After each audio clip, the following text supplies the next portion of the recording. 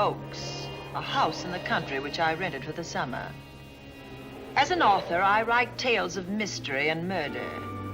But the things that happened in this house were far more fantastic than any story I've ever had published. I brought a staff of servants from my city apartment, and my maid Lizzie Allen, who had been with me nearly 20 years. Lizzie? Yes, Miss Cornelia. Is the car ready? It's at the door. Look, Miss Cornelia, them servants you brought from the apartment are talking about walking out on us. Really? Well, I know they don't like it here, but I didn't think it was that bad. Well, they've been hearing things about the killer that the police call the Bat and the murders that he committed here this past winter. Now people are saying that he's back again. Well, how can they be sure of that? Has he committed another crime? No, not yet, but that ain't saying that he won't. Here's something else. You've heard about the bats they have here. Animal bats, the kind that fly. Yes, yes. Look what it says in this magazine. This is a report from the State Health Department, and it says some of them bats is rabid. Well... And that ain't all. Now there's a rumor going around that it was the bat himself, the killer, I mean, that released the rabid bats in this neighborhood. Oh, that's ridiculous. Well, the housekeeper, the cook, the butler, and the upstairs maid don't think so. Well, I can't help what they think. If hysterical nonsense like that can scare them out of their good jobs, it's their loss, not mine. Come on, Lizzie, I've got to get to the bank.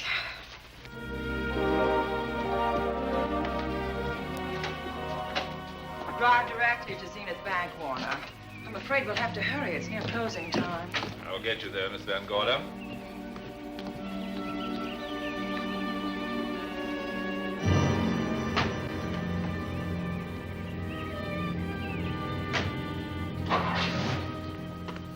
Thanks again. Miss Van Gorder. How you do, Mr. Barry? How are you? I'm very well, thank you. You remember Lizzie Allen? Of course. Hello, Miss How Allen. do you do? So you're spending the summer with us again? Yes, yes. I've leased the Oaks, the home of your bank president, John Fleming. I heard you had. I was surprised. Why? Is there something the matter with it? No. I was surprised because Mr. Fleming said he would never rent it. Oh? Well, I rented it from his nephew, Mark Fleming, who has the real estate office here. He said his uncle would be gone the entire summer. Well, that's right. Mr. Fleming's in the North Woods now with his physician, Dr. Wells. Oh, pardon me. Dale, I want you to meet my wife. We were married at Christmas time. That must have been nice. Believe me, it was. Oh, here she is. Oh, dear. My How wife, do you Miss do? Van Gorder, Miss Allen. How do you do, Mrs. How do Bailey? you do? Cornelia Van Gorder. Yes. Oh, well, I've read every murder mystery you've ever written. I just adored that weird one, The Private Morgue of Dr. X, even though it gave me the shivers. Only the shivers? Scared hell out of me. Oh. Well, I really mean that Miss Corney killed them off in that one. When you refer to my books, please don't call me Miss Corney. Pardon me, Mr. Bailey. Mr. Hines is here to see you. Oh, yes. Excuse me, please. Don't be strangers now. No, Oh, no, I we should won't. say not. Oh, so you're a bride. Well, not quite. Not since Christmas. You know, I'm sure I've seen you. Well, I used to be my husband's secretary here in the bank. Of course I remember. May I welcome our most distinguished visitor back to Zenith? Oh, that's very charming, but, Lieutenant Anderson. Lieutenant Anderson, of course. Chief of Detectives of the Zenith Police Department. This is Miss Allen. Miss Allen? How do you do? Lieutenant Anderson is one of our favorite citizens. He's on the bank's board of directors. Not bad for a policeman. You must have made a good thing of it. Well, I saved my money, if that's what you mean. It's near closing time, and I've got some business in the safe deposit vault. Please come and see me, Mrs. Bailey. Oh, I'd love to. And you, Lieutenant. Thank you. Goodbye. Goodbye. Nice to meet you. My, what a charming woman. She moved into the Oaks just the other day. That house is a proper setting for a writer of mysteries. Oh, it certainly is. Vic, what's the matter? Come in here, both of you.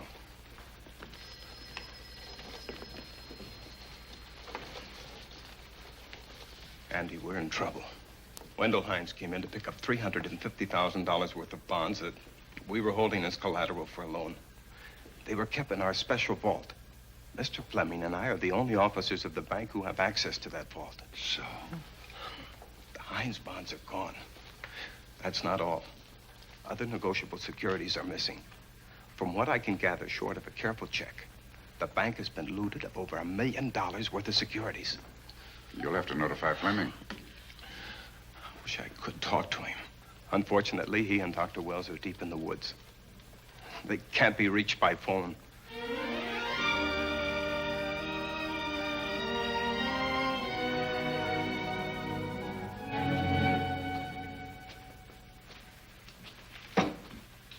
What is it?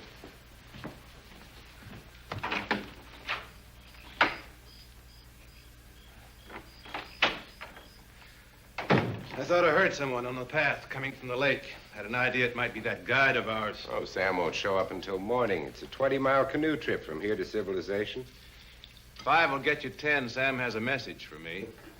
I thought you told him at the bank not to bother you. I did, but they'll bother me. Doctor, Yes, John. what would you do for $500,000? Anything short of murder. Why not murder? Too messy. Too great a risk? For $500,000? Yes. I pinched $1 million from the bank. Well, I'm not kidding. I embezzled it. Not that I think you wouldn't do it if you thought you could get away with it. I got away with it. I'm not talking about currency. I took negotiable securities that could be converted into cash. I have the cash. In 10s, 20s, and 100s. Well, I'm your doctor, not your lawyer. Why tell me this? You'll find out why. Who's going to take the blame for the robbery? Bailey, the cashier. They'll never suspect me. I like Bailey. Well, so do I. I love the guy. I gave him his first chance. He has a lovely little wife. Charming girl. Was the best man. Where's the $1 million? In my family's tomb in Zenith. In the crypt with my father's casket. I don't buy that, John. No? No. You forget that I had you in charge when you were a very sick man. When you raved in delirium. And I heard you talk about a hidden room. Now, where else could you put a hidden room except in that mansion you built? That white elephant you call the Oaks. Look, everyone knows I have a bad heart. Now, who would doubt it if you wired the bank directors that my heart had failed? That I had fallen from a great height here in the woods. And that I was badly smashed up. You could ship the body back for burial and instruct them not to open the casket due to the condition of its contents. Well, you realize, of course, that we'd have to have a body to put in that casket, which means that we'd have to deal with an undertaker at this end. Of course. Well, where do we get a body? Couldn't we provide one of our own? How about Sam? Sam, our guide? Sam weighs about as much as I do. He's practically a hermit. He wouldn't be missed for a long time. The local undertaker would know him. Not if we made him look as if he'd been in a serious accident. But if Bailey's going to take the blame, why'd he have to do this? A jury might acquit him. In that case, I'd be a logical suspect. I could disappear, of course, but it's safer if they think I'm dead.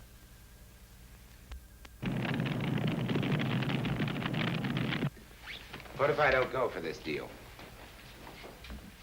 In that case, it would be too bad. You mean you'd kill me? What else could I do? Now that I've told you about the $1 million, I'd say you were shot in a hunting accident.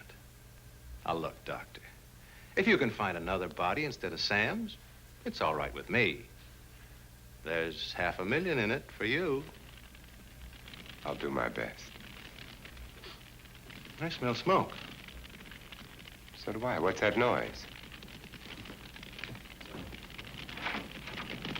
Look, Doctor, the woods are on fire. It's coming this way. We've got to get out of here. Out the back way. We will. As soon as I provide that body we were talking about.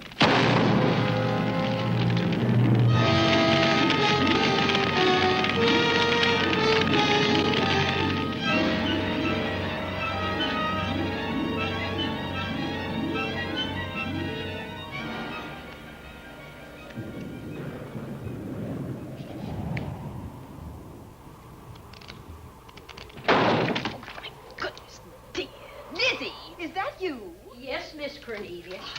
There's a storm coming up, and it's gonna be a snorter. The wind nearly blew the door off its hinges. Well, that noise blew my game higher than a kite. I think I've lost some of the cars. Oh, I'll get them for you. Oh, I see you found the paper.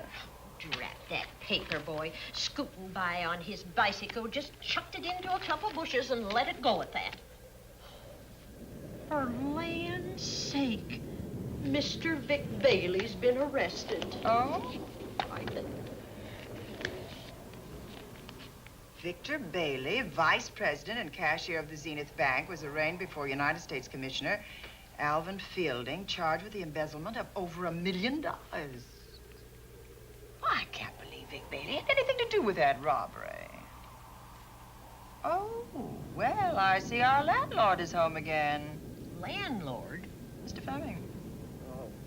Dr. Malcolm Wells is back in town with the body of John Fleming, president of the Zenith Bank, who was killed in a forest fire. Mr. Fleming will be laid to rest in his family's tomb on Friday. And I hope he stays there. Well, why shouldn't he? Well, this is his house.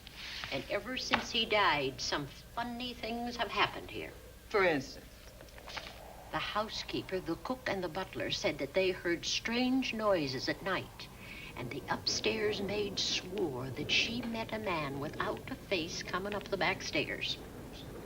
Oh, so that's why they quit and left me to run this place without a staff. They didn't tell you, Miss Corney, but the truth is they was scared to stay. But you're still here, Lizzie. Haven't you seen anything? No. No, and even if I had, I ain't afraid of ghosts. They're afraid of me. Honest, Miss Corney, a spiritualist told me once that ghosts was allergic to me.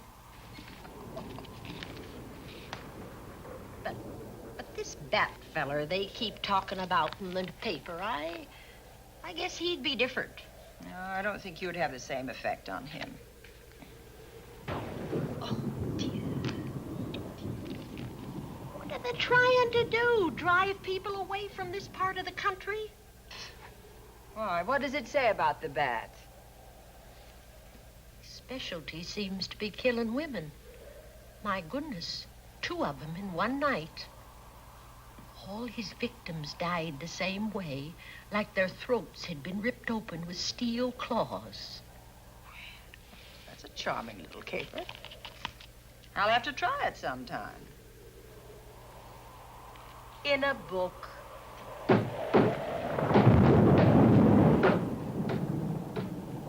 That ain't nothing, just something bumping against the house.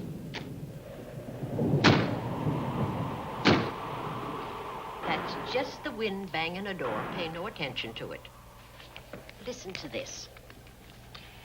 One of his victims who lived for a moment after she was found described the bat as a man without a face. Honest, Miss Corney, I think that woman must have been exaggerating.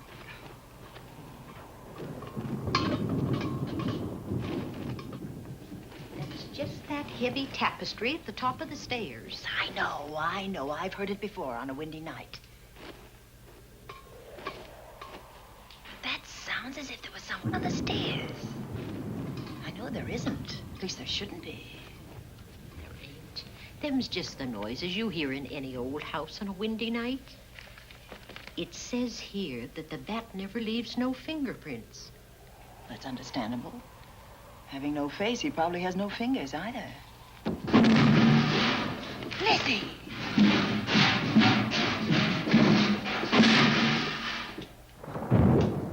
And that, I suppose, is the cat dropping its dentures. No, I don't think so. But I think it's something should be looked into.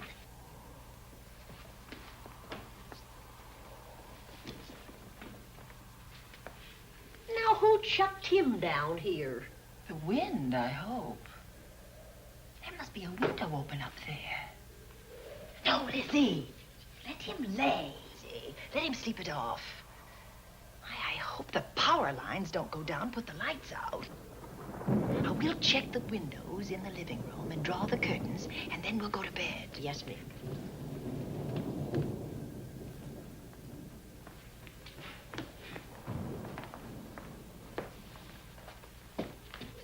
I won't be a minute.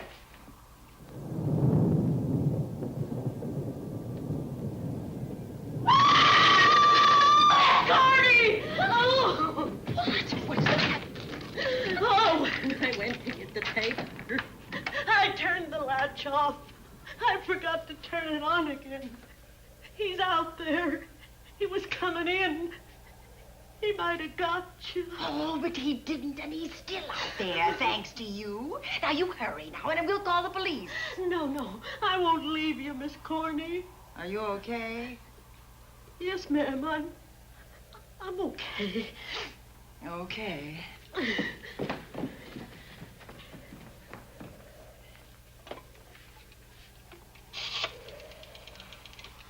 Operator? Give me the police department, please. Zenith Police Department. This is Cornelia Van Gorder. I'm living at the Oaks. We know about that, Miss Van Gorder. Just a moment ago, a man tried to force his way into this house. You're not alone there, are you? What about your servants? Well, I have none except my chauffeur, and he's away. He won't be back until the morning. Now, there's only 2 of us here tonight, and we're going to lock ourselves in my room. Now, if any of your men see anything, will you have them call me? I'll send officers over there right away. Oh, thank you very much. Come on, Lizzie. We're going to sleep in my room.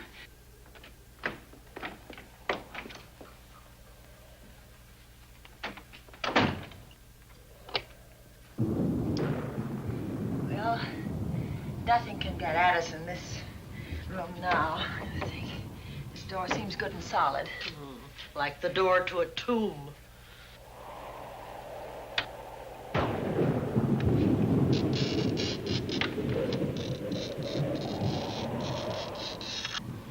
I think that couch will be comfortable. There's some extra bedding, you know. Yes, closet. Let's see now.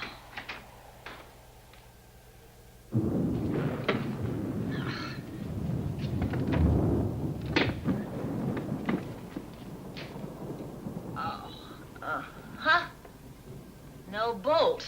Well, that's not so good.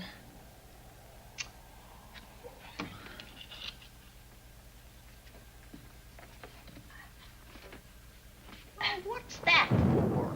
That, my good woman, is a booby trap. If anybody tries to open this transom, this will be knocked off, and we'll hear it fall.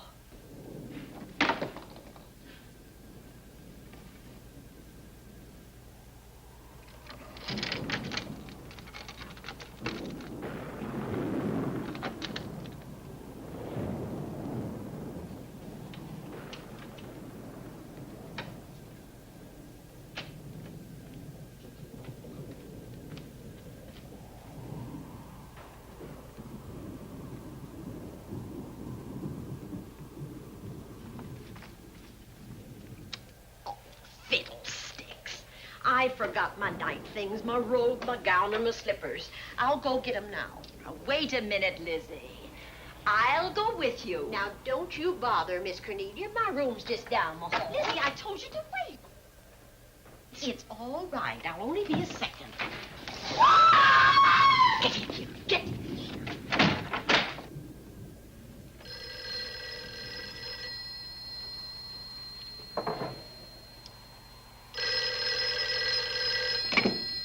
Yes? Miss Van Gorder? Yes? Zenith Police Department. There's a police car just outside your house, and the officers in it have reported that there's no sign of a prowler anywhere on the grounds. Well, the man's inside now. He's in the hall, just outside my bedroom. Have your men break through the kitchen door and search this place from top to bottom. Okay, Miss Van Gorder. Sit tight. I will. I have a gun, and I know how to use it.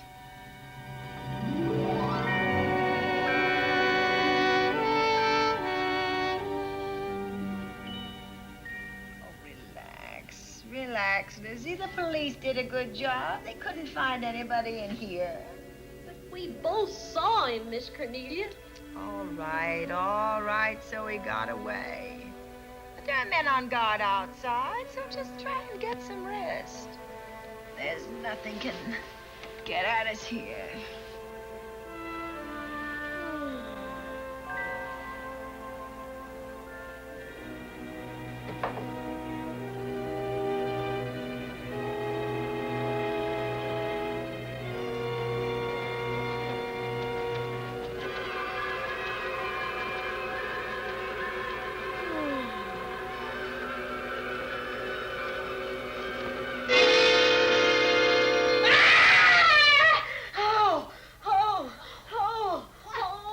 Miss Cornelia!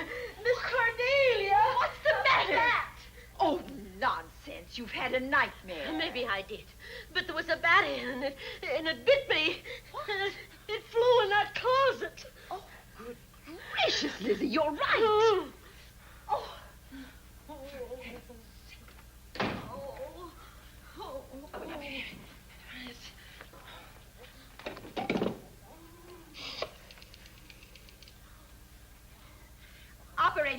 Operator, will you get me Dr. Malcolm Wells' office, please? No, I don't know his number, and I have no phone book up here, but this is an emergency. Will you connect me with his office, please? Oh, dear, I'm going to get the rabies. Hello? Hello? Dr. Wells' office? This is a call service. Dr. Wells is out at the moment, but if you'll give me your name and number, I'll try to locate him. Well, this is Miss Van Gorder of the Oaks. My maid has just been bitten by a bat that may be rabid, and she must have treatment as soon as possible. And I was told that Dr. Wells was the nearest physician. I'll try to find him for you, and if I can't, I'll send you another doctor. Oh, well, thank you very much. Oh, he's out on a case. Oh. Oh, I hope it's not a delivery. A baby, I mean. They can be terribly complicated. It never bothered me none. Oh, Lizzie, you never had a baby. Of course I didn't. That's why they never bothered me. Oh, does it hurt, huh? Little.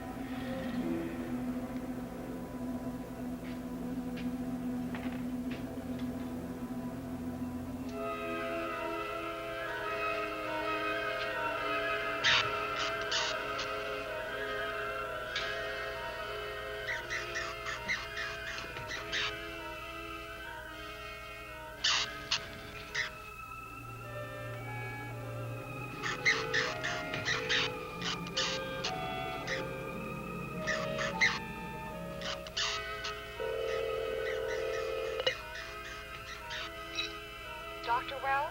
Are you there, Dr. Wells? Are you there, Dr. Wells? This is the operator. Your call service is on the wire. It's an emergency. This is Dr. Wells. This is your call service, Doctor. Oh, hello. I was just doing an experiment. I left the receiver off. That's what I thought, but I kept trying. Miss Van Gorder at the Oaks called and said that her maid had been bitten by a bat, and she's afraid it might be rabid. What? Oh, all right. Tell her I'll be right over there.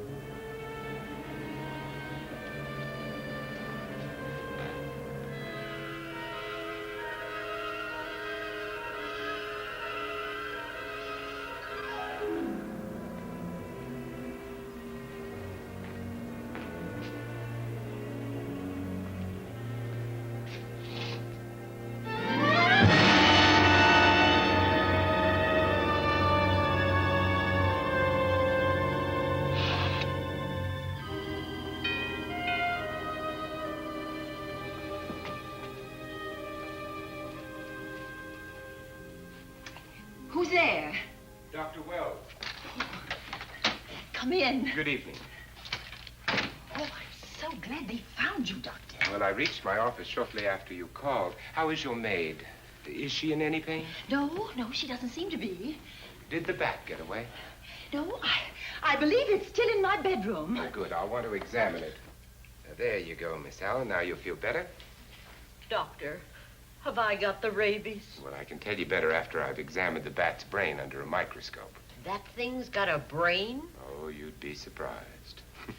Well, where is it? I think the little darling is in that closet. Oh. You know, it's a pity you leased this house, Miss Van Gorder. Why a pity?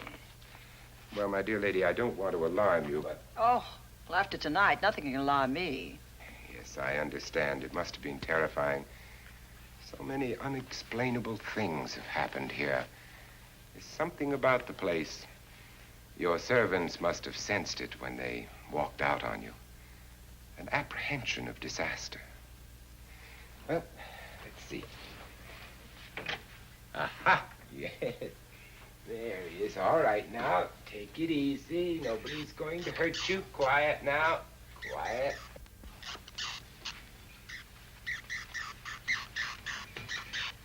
He looks quite normal. Doesn't seem to be sick at all. Oh, ain't that nice? I've been worried about him. Well, you should be. From his appearance, I'd say that he doesn't have any infection. In which case, you've had a narrow escape. Now, you take one of those tablets I left for you, and I'll guarantee you a good night. And I'll drop in on you tomorrow. Oh, thanks for everything, Doctor. Now, don't worry, I can find my way out. Oh, I know you can, but do let me help you. Oh, don't forget that once I'm gone, you'll have to climb those stairs alone. Oh, I'm all right. I'm armed now. Can you, shoot one of those things without shutting your eyes? Oh, Doctor, there are guns in every book I've ever written. I don't write about things I'm unfamiliar with.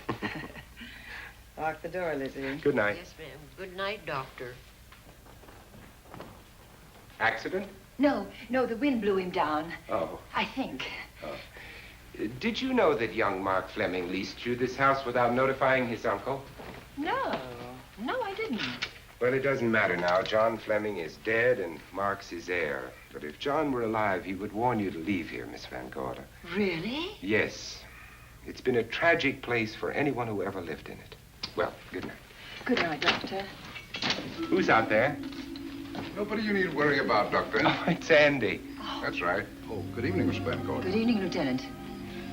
Somebody sick here? My maid was bitten by a bat. Oh? A rabid bat? Well, I'll know for sure when I get to my lab. I caught the bat. It happened indoors? In my bedroom. Yes. How'd it get in? Well, there are many ways a bat could get in a house. You ought to know. I spotted this hole in the window the minute I got here. Why? That's where the two-legged bat got your door open. Miss Van Gorder told me that she phoned headquarters at Zenith. Yes, I phoned twice. The second time was after the prowler got in the house. Weren't you at headquarters, Andy? No, but they contacted me. An officer came and searched the house from top to bottom, but they couldn't find the bat. You better have this window fixed tomorrow. Oh, yes, I certainly shall. Listen, I'd better be going.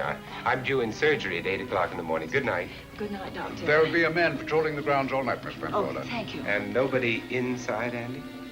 Why should there be? Well, how do you know but what the bat is hiding somewhere in the house? I'm quite sure he isn't in the house, Doctor. Not now. Good night. Good night.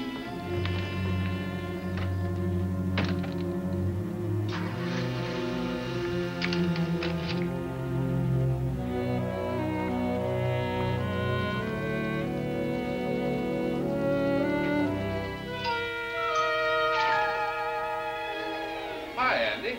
Hello, Mark. Well, congratulations. Real estate business must be picking up. New office, new furniture. New deal. How do you like it? It looks expensive. Are you squandering your inheritance? Oh, I haven't got it yet.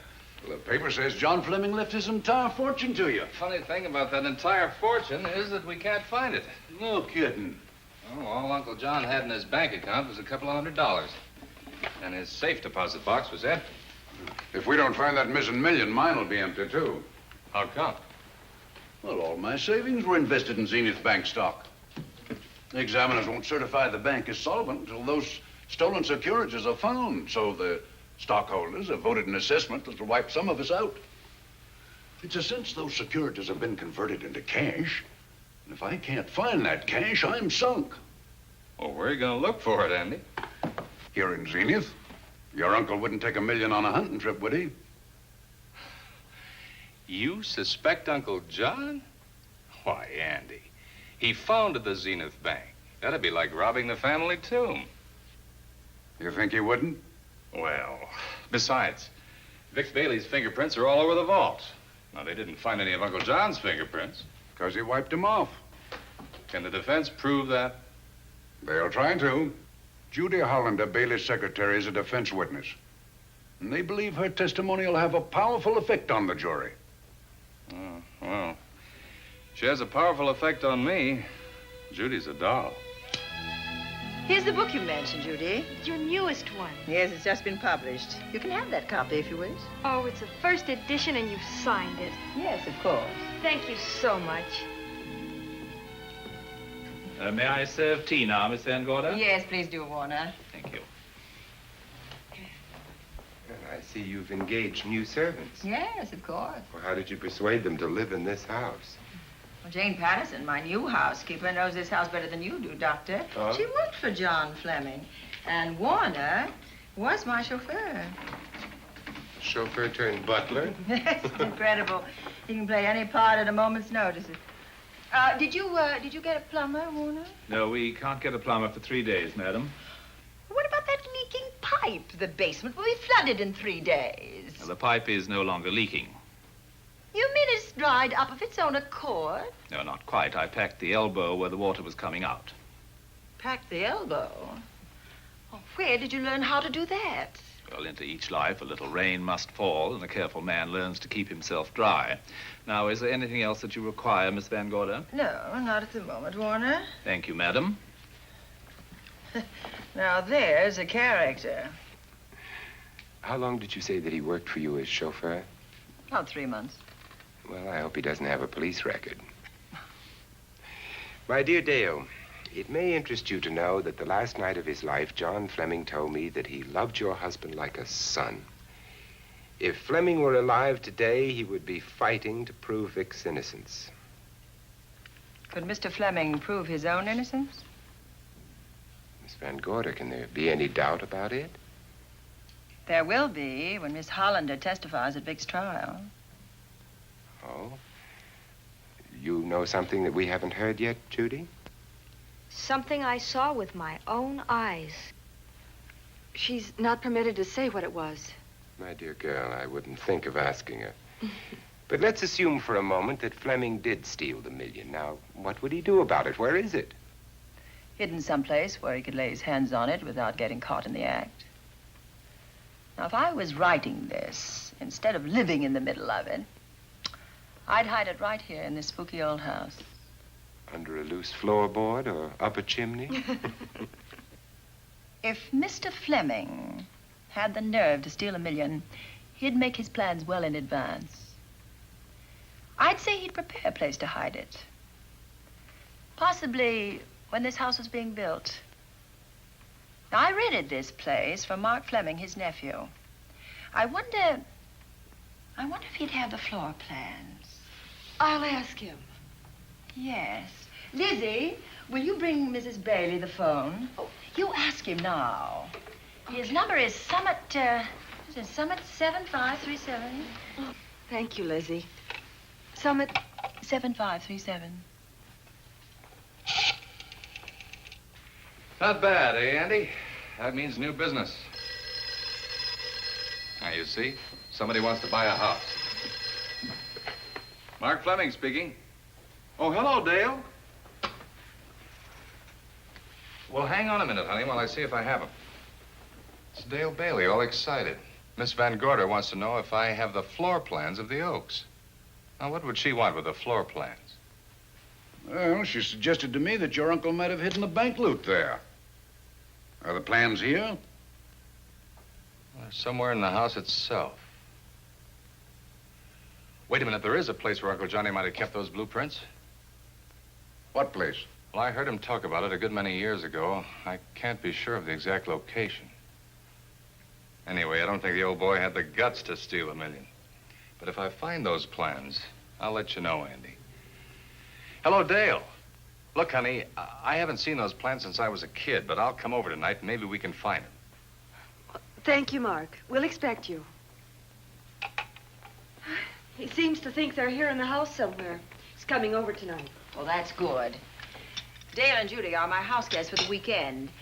Would you like to have dinner with us tonight? Oh, no, thank you. I couldn't. I still have a few calls to make. You know, if Judy's testimony is going to clear Vic Bailey and implicate John Fleming, others may get the idea that there's buried treasure in this house. Don't even mention your testimony until you're actually on the stand. Oh, I won't. That's a smart girl, Judy, and a very lovely girl. Well, good afternoon, ladies. Goodbye, Doctor. Dr. Willard. Come on, girls, let's go.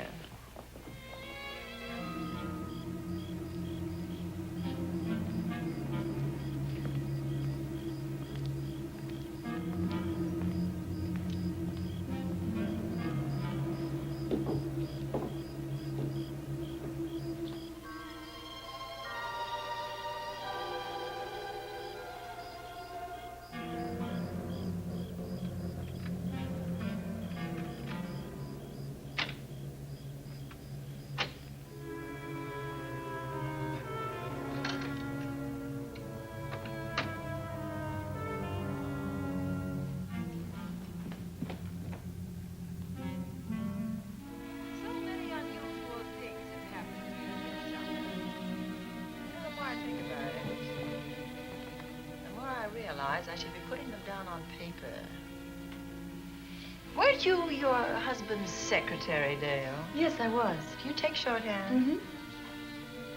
Well, my dear, if you'd like to have your mind occupied, I want you to work with me while I write the story of this fantastic criminal, the Bat.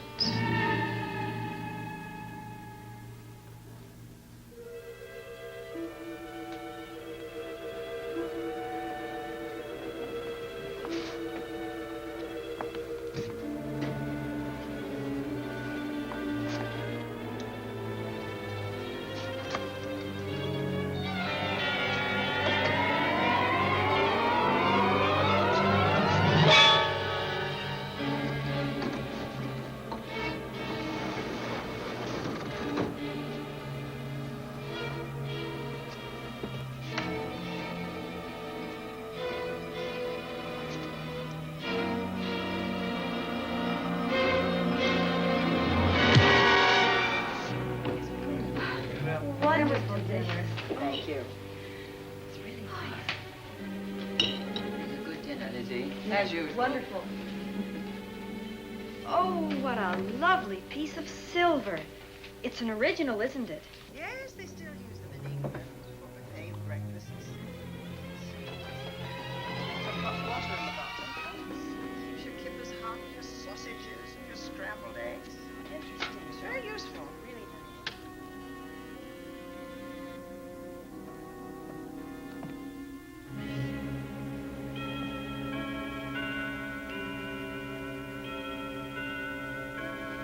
That clock hasn't struck the hour in the last 10 years, if I'm to believe what Mark Fleming told me.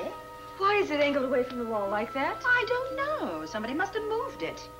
Lizzie, very likely when she was dusting. Wait a minute. Did you know there's a door in this paneling? No, I didn't. Oh, my gracious, so there is. Maybe it opens to a secret passage. Oh, Certainly to a secret something. Exciting. Who knows, girls?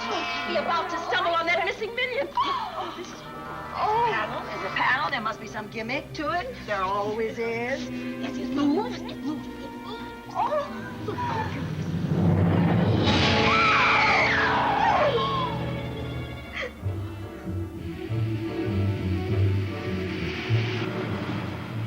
Calling car 11. Calling car 11. Proceed to the Oaks in Zenith Township immediately. A homicide has been reported. Okay. Proceeding to the Oaks. Notify the county coroner, Dr. Wells. Tell him to come to the Oaks at once.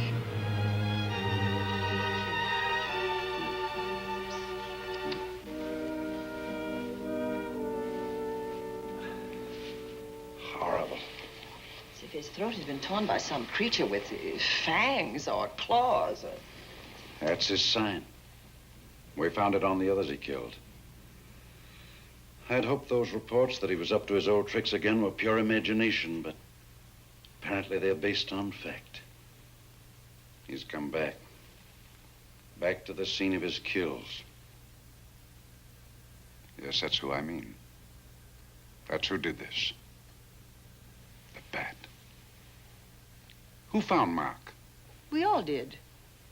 And it's Dale and Judy and I. Lizzie was in the dining room. This is my new housekeeper, Jane Patterson. You know, she worked for John Fleming. I know her. Where were you, Mrs. Patterson? In the kitchen, cleaning up. I cooked the dinner tonight. Did you know that the secret closet was here? No. It was behind the grandfather's clock. Well, it was I who found it, really. Noticed the clock had been moved and the door wasn't quite closed. I'll get it.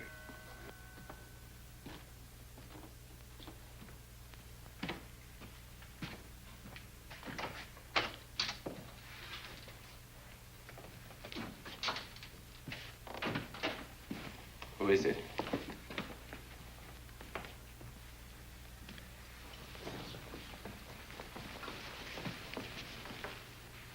Mark Fleming. As coroner, you saw the same wounds on the others. How long's he been dead? Oh, I'd say about a half an hour. Do you believe it was the bat? That's a bat's trademark. Perhaps he's still in the house. That's possible. Why should he be? Because he's looking for something, and like you, he believes it's here. And he's a persistent killer. I would advise you to get out of this house as quickly as possible, notwithstanding our expert police protection. Have you called the morgue? They're on their way here. Oh, good. I want to examine the body before they get here. May we take it into another room? Yes, to the sunroom in the back. Thank you. Give me a hand. Excuse me.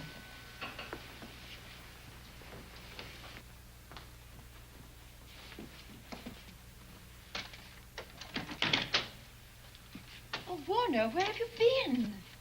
Well, madam, has been an accident? There's been a murder. Mark Fleming, the young man from whom I leased this place, was killed here tonight. They know who did it? Well, they believe it was the bat.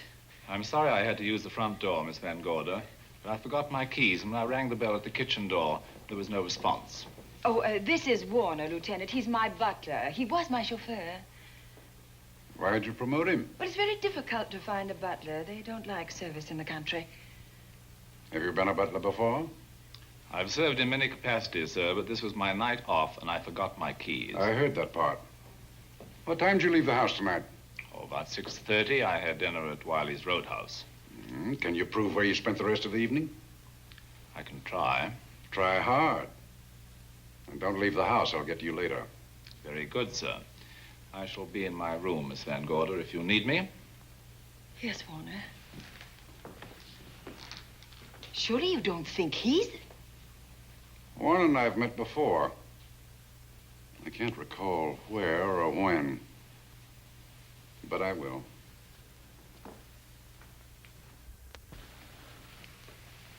There'll be a crew here shortly from headquarters, dusting for fingerprints, taking photographs.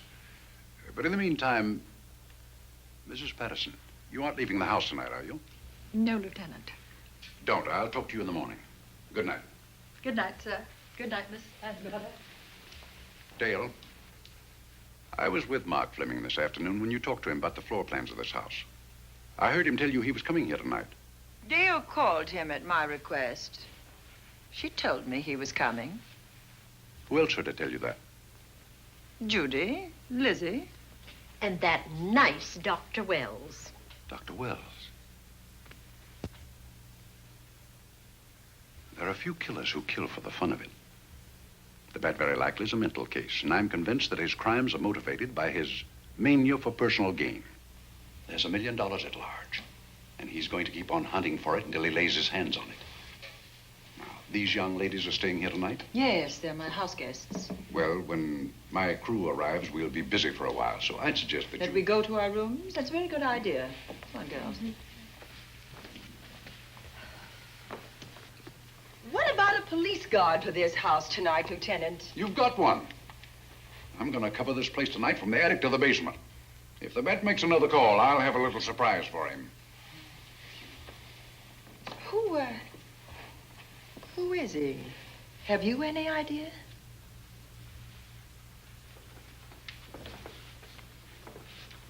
He could be anybody. So far, there are clues to his identity, but nothing we could take before a jury.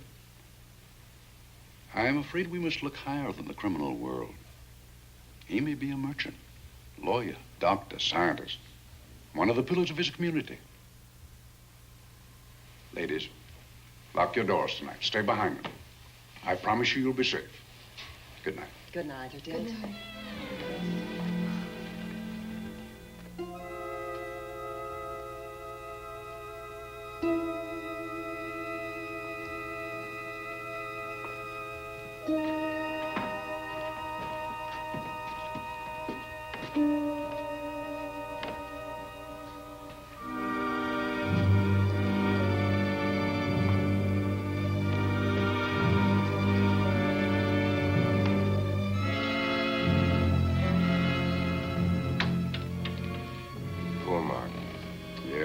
Pity. So young. Well, Doctor, do you agree it was the bat? In my report, I shall say the death was caused by the same technique used in the other killings. A paralyzing blow to the throat, followed by severe lacerations of the jugular, resulting in excessive hemorrhage.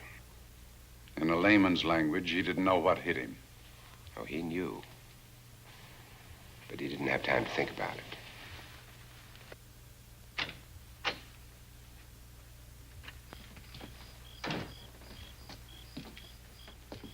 Staying here tonight, Andy? Well, until I check the doors and windows, but I'll be back bright and early in the morning. Neither snow, nor rain, nor heat, nor gloom of night stays these couriers from the swift completion of their appointed rounds. A lot of people are due for a shock when I close this case. Yes, I'm sure they are. Good night, Andy. Don't get hurt.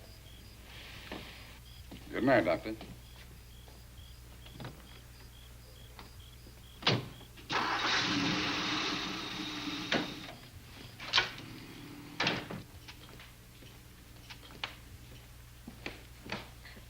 You know, I think we'd better let you get some sleep. Oh, Lizzie and I share this room for mutual protection. You know, one night, a storm blew the wires down, put the lights out, and I went out the next day and bought a half a dozen of these things. You better take one with you, Dale. Oh, thank you. We'll go across the hall now. Are you sure there's nothing else you need? Oh, no. Quite sure. We'll be all right. Well, if anything bothers you, you just sing out, and 2 strong women will come to your rescue. Oh, nothing will bother us. Not with Andy on the job. No. Well, good night. Good night, Miss Van Gordon. See you in the Don't worry, everything will be all right. We won't. Good night. Good night.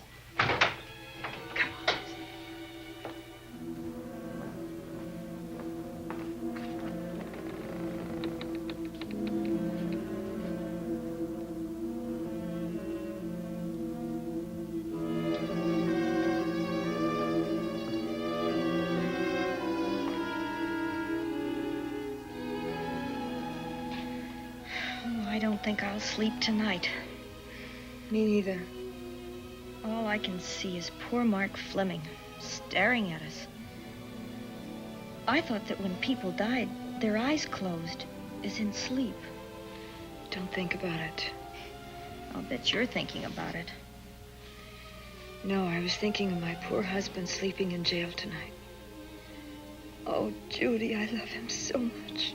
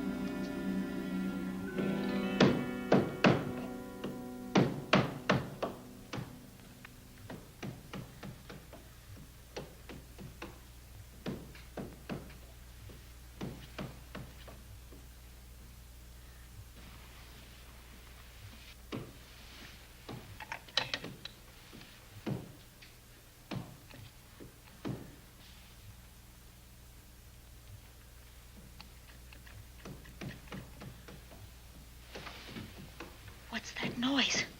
Oh, I don't know. I kind of fell half asleep. For a moment, I thought it was something from a dream. It's somewhere in the house. Yes, on the floor above. Not directly over us. Probably a room overlooking the driveway.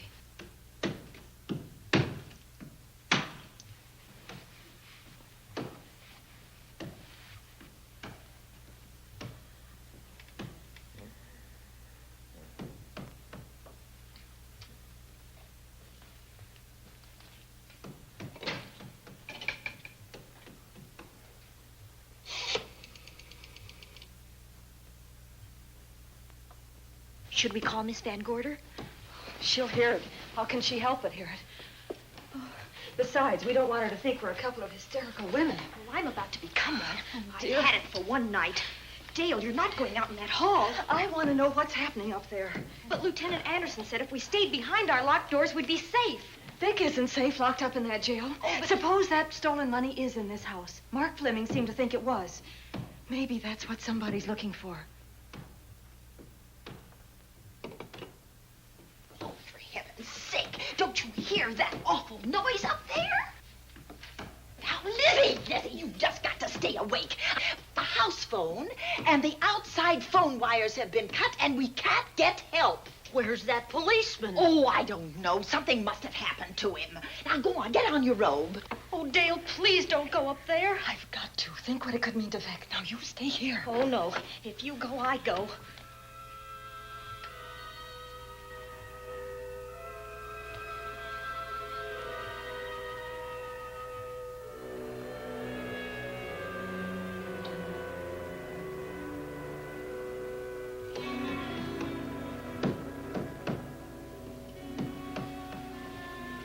You stay here.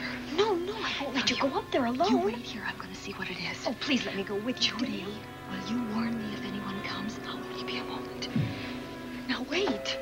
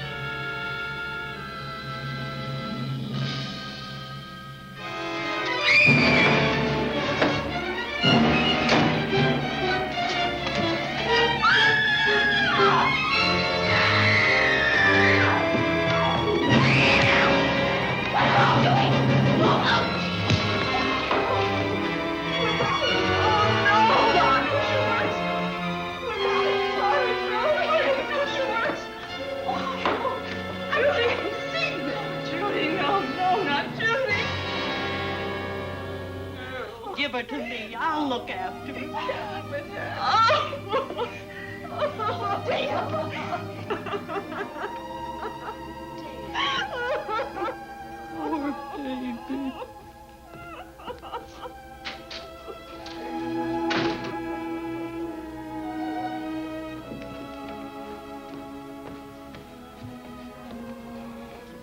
Judy.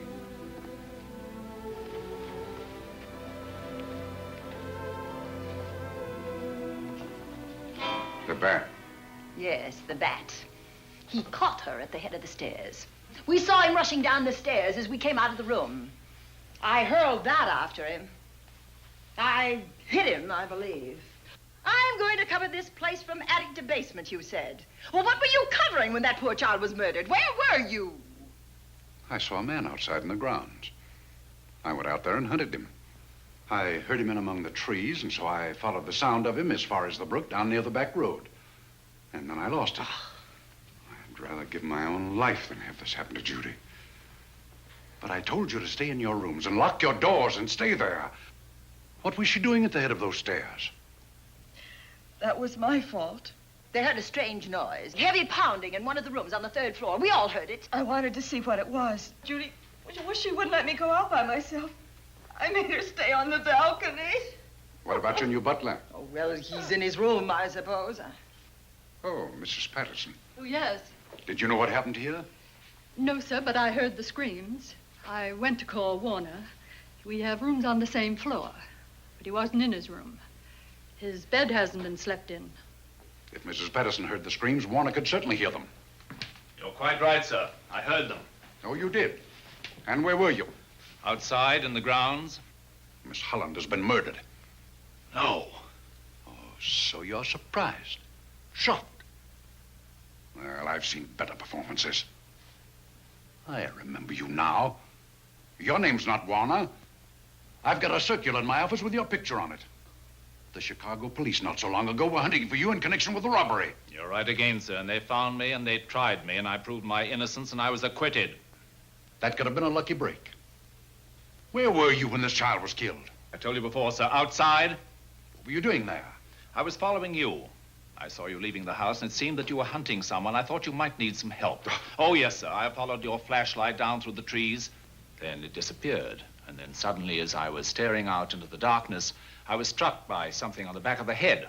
The next thing I knew, I was lying on the ground. I realized I'd been knocked out. I wish you had been knocked out. But then we'd have found you with your mask still on your face.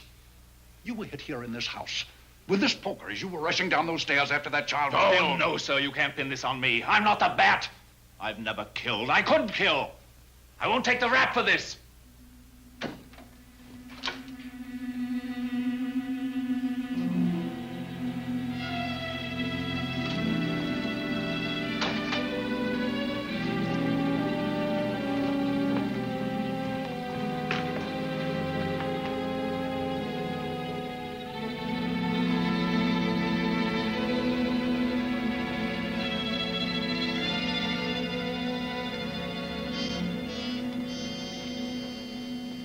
Doctor.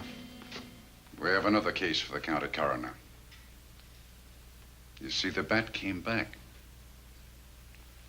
Why did you come back, Doctor? Well, I had an accident about a mile down the road.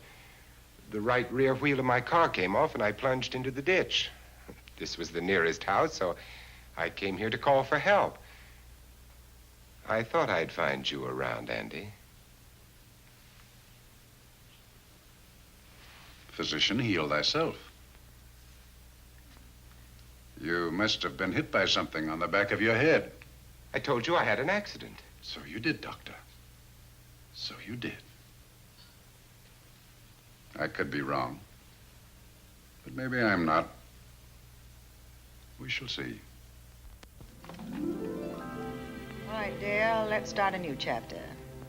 For days, the murders held the headlines. Lieutenant Anderson grilled us and ransacked the house from top to bottom. Warner was not placed under arrest, but his every move was watched. At night, except for a detective on guard in the house, the police and the reporters left us alone. And on one of those nights, without telling Lizzie or anyone else, I pursued a secret investigation of my own.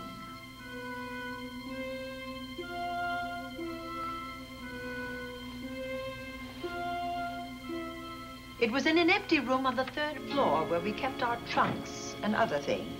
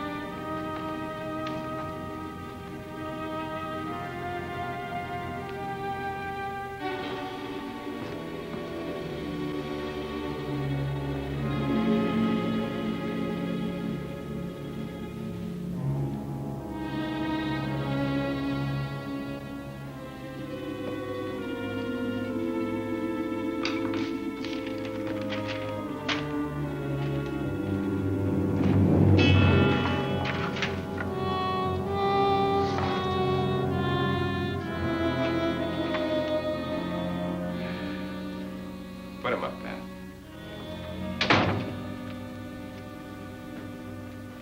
It's a bright idea to kill me in my own lab and let people think that I'm the bat. But you had to kill me first. What was it to be, ambush? And clever as you are, you're not smart enough to do that. Nor were you smart enough to find the money, though you came quite close to it. But I know where it is. And when you're dead with that sign pinned on your chest, I'm going to collect it and live happily ever after. He destroyed himself.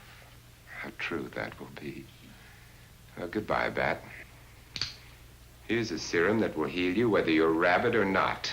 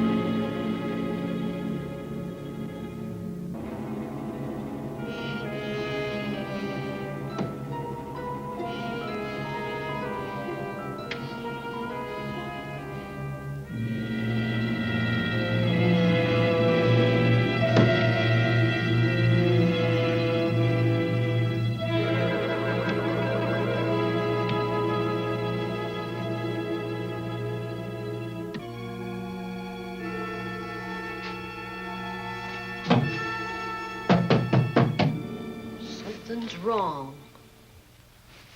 Something's wrong.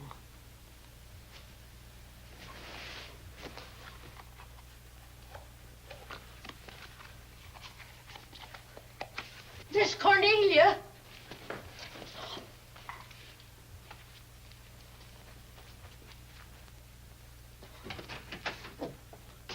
Miss Cornelia.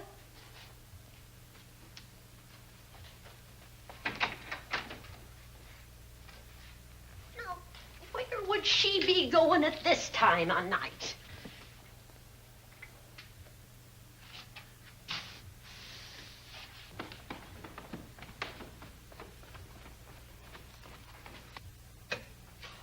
Well, land's sake.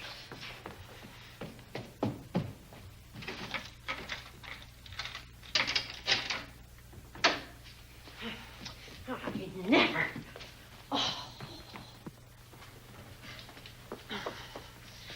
Mr. Davenport. Mr. Davenport. Oh, a fine thing. The door unbolted, the chain off, and you asleep on the job. Wait till Lieutenant Anderson hears about this. Come on, wake up. What's the matter with you? I don't know. My head hurts. My whole body's numb. Here, take a sip of this. Try to snap out of it. I'll be back in a minute.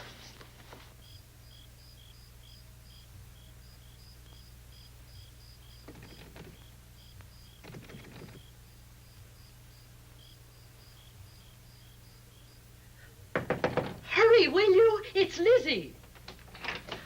I'm terribly worried. I can't find Miss Cornelia anywhere, and something's happened to the policeman. I don't know what. Get Warner. Bring him to the drawing room. Tell him we need him.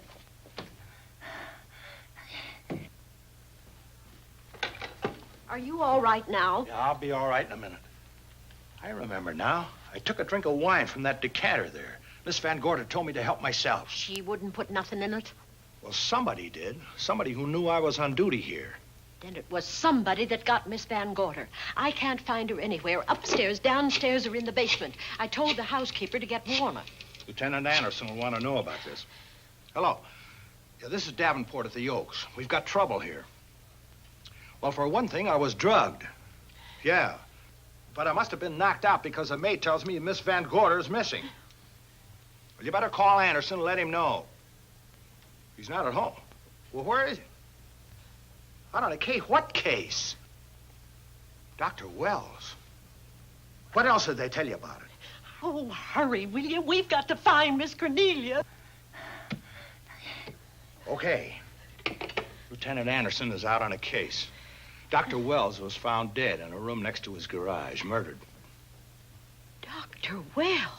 There's something queer about the killing of Wells, but headquarters won't talk about it.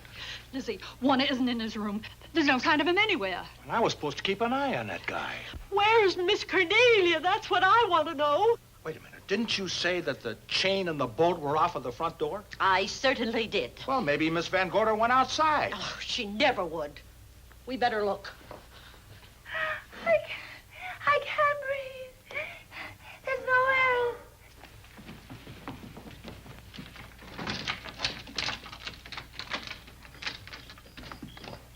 Miss Cornelia. Oh, Miss Van Miss Gorder. Cornelia. Miss Cornelia. Miss Van Gorder. Look. There's a light in that room on the 3rd floor. Were you up there tonight? Well, of course I was, but I turned the lights out before I came downstairs. Then Miss Cornelia might have turned them on again. That's why we're going to look first. Come on.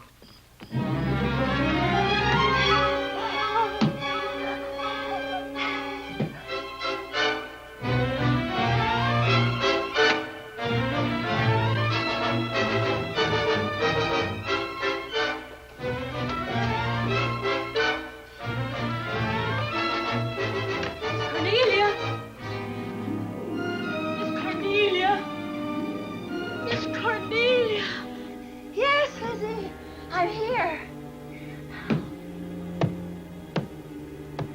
Right here. Come to the mantelpiece. Here we are, Miss Van Gorder. What do we do now? Over the mantel, there are 5 panels. Strike it with your hand.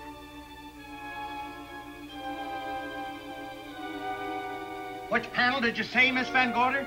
Oh, I can't. I just can't. Miss Van Gorder, which panel? We couldn't hear you. She said strike it. What difference does it make which panel? Strike them all. Look.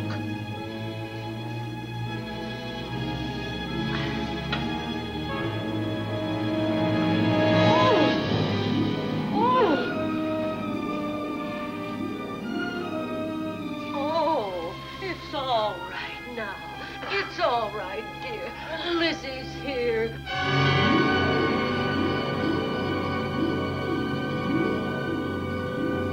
Feeling better? Yes, much better. We'll take you to your room. Oh, no, you won't. I'm going to stay right here. I'm quite all right. Oh, how blessed it is to breathe without an effort. You know, no one knows how sweet the air can taste until someone shuts it off for a moment. That room is just like a box. When the mantelpiece closed, it seemed like all the air was drawn out of it. Look, there it goes again! Let it close. I can open it from in here. There's a control panel behind this blueprint. Electric motor under the trap door here. Once the door is open, you can keep it that way. I believe that the fireplace in this other room opens the same way. And it does. I tried to find this, but I couldn't find it. Yeah, it's back at this blueprint here. Well, it's quite a setup. Too bad we can't open that safe in the same way. Take an expert to crack this box or a shot of nitro. Well, maybe that's what the bat had in mind. Could be. Seems he's on the prowl tonight. Miss Van Gorder, Warner has disappeared. And Dr. Wells has been murdered. Dr. Wells? Lieutenant Anderson's on that case right now. Well, does he know what happened here tonight? They got word to him. He'll be here any minute.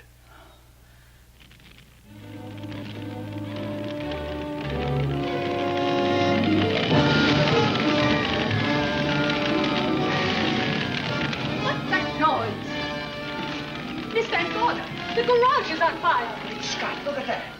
Lizzie, put that light out in the other room. Now, where are you going? To report the fire. Well, you just stay right here. Miss Van Gorder, the garage. Well, let it burn. You watch the stair. Can't you see that fire was set to get us out of the house? Out of the house? Were you talking about the... Yes, I'm talking about the bat. Now that the lights are out, he'll think his trick has worked, and we've gone. He'll be here any minute. Well, so will Lieutenant Anderson. I hope so, but the bat will be here first. And he'll kill again if we're in his way. We've got to be as clever as he is.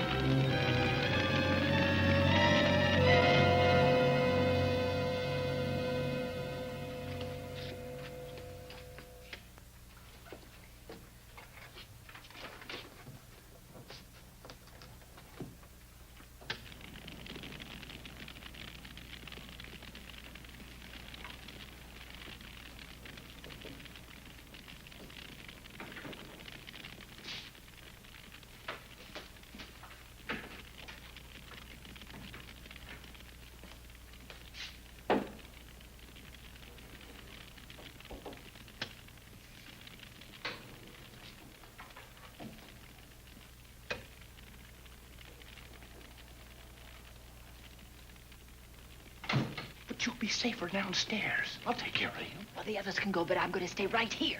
All right, but get out of sight.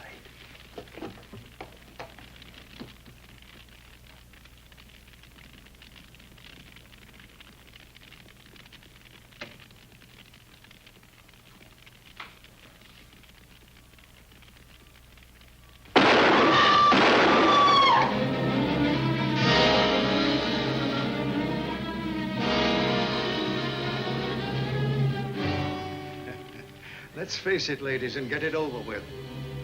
Others have seen my face before they died, but I'll have to deny you that pleasure. This would make a good scene for your book, Miss Van Gorder, but I'm afraid you'll never write it.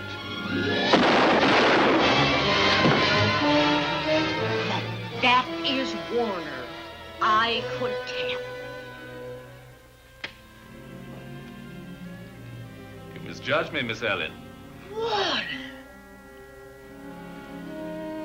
I don't like being a murder suspect, Miss Van Gorder. I was headed for a plane, but halfway to the airport, I changed my mind and came back. I'm glad that I did.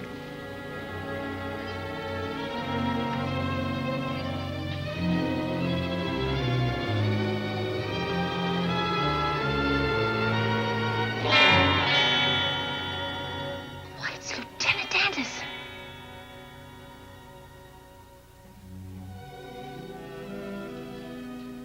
Yes, it was Anderson. He discovered the secret of the hidden room and was waiting to get into it and open up the safe. We found the money in it, a little over $1 million in tens and twenties and hundreds. Good old Andy. With all his ill-gotten gains invested in bank stock. It's rather a clever way to hide stolen money. In the open, as it were, and so respectable. But don't try it. No matter how clever you are, you can't hide murder.